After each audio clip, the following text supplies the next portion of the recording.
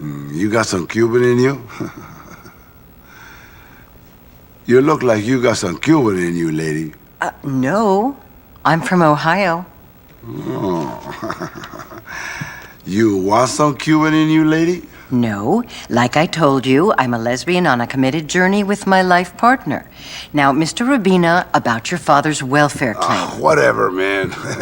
Vic, I tell you, this bitch is crazy for me. Can you smell it? Yeah, this is going wild. Always the same. Listen, we got a problem, huh? Your boy Jerry, he's causing all sorts of trouble. Martinez?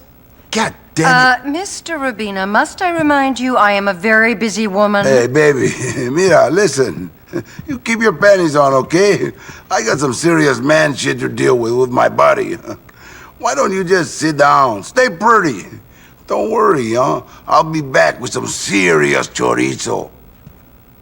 You got a friend for my buddy? He's a little bit shy. Oh, my. Whatever. Vic, let's roll! Show these boys how to be men, and take back our streets from these bitch cholos. I have my own bitch to deal with, inside. You're not coming? I will be soon, but not with you, my friend. I'm hot, baby. You know, I kind of wonder whether or not that pickup line, or any kind of variation of that pickup line that Umberto says at the beginning of the cutscene there, about the whole Cuban inside you thing, you know, I wonder if that's ever worked for him before. And my guess is probably not, because, well, it sounds very thirsty and desperate, at least the way that he says it. And, you know, maybe if he were a bit more Swayze in the way he spoke, you know, and he worked on his charm a little bit, maybe it would work. And also, like, the setting and context is important. Like, there are certain things that you would say to someone, you know, in the way of pickup lines, you know, at a party compared to at a library, you know. I wouldn't exactly be talking about, you know, the cat in the hat to you, you know, in the way of having a pickup line at a party there, you know. But you get the idea. You know, there are different variables at play here that Umberto could probably think about a little bit more and work on, especially in the way of, like, finding a middle ground in between being too aggressive and too lax. You know, there's a sweet soft spot in there, so I think Umberto has to pull it back a little bit, but not too roughly now, or else he might tear his frenulum. But, you know, I mean, I'm no expert on this type of stuff. I don't even know why I'm going on about it, because, you know, I'm not one of those specialty vloggers or something. You know, I really don't have advice to share to people like that, but, you know, one day, yeah, maybe. And also one day, maybe I'll be as pretty and successful as Taylor Swift or Alexandra Daddario, you know. And then maybe I'll have more room to talk about that type of stuff, but in the meantime, though, I think one thing I am fairly certain on is the whole coming situation for Umberto. You know, he was talking about that at the end of the cutscene, that, well, he's pretty confident he'll be getting some, which I guess that's not a problem for Umberto. You know, he has confidence despite seemingly constant rejection, if that's kind of how the way he tries picking up the fine fellas there.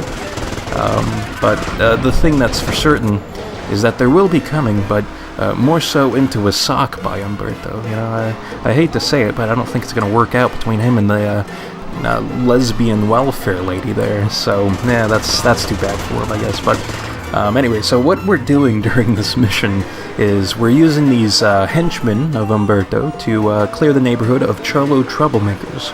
Now, we had a meter that, if it were to fill up, we'd fail the mission. So there's a bit of a timer aspect to this mission. You have to act quickly, or else that meter will fill up, and then you'll fail. So it's all pretty straightforward and all lots of fun, I think, especially because I really didn't even have to do anything. I just drove around the place and let the AI perform drive-bys on these enemies. Now, there were some situations where I did have to use my SMG ammo to perform a drive-by myself, just to kind of finish off a few enemies here and there, but for the most part, the AI did most of the work for that mission, so that's pretty cool stuff, I think. So, good mission here.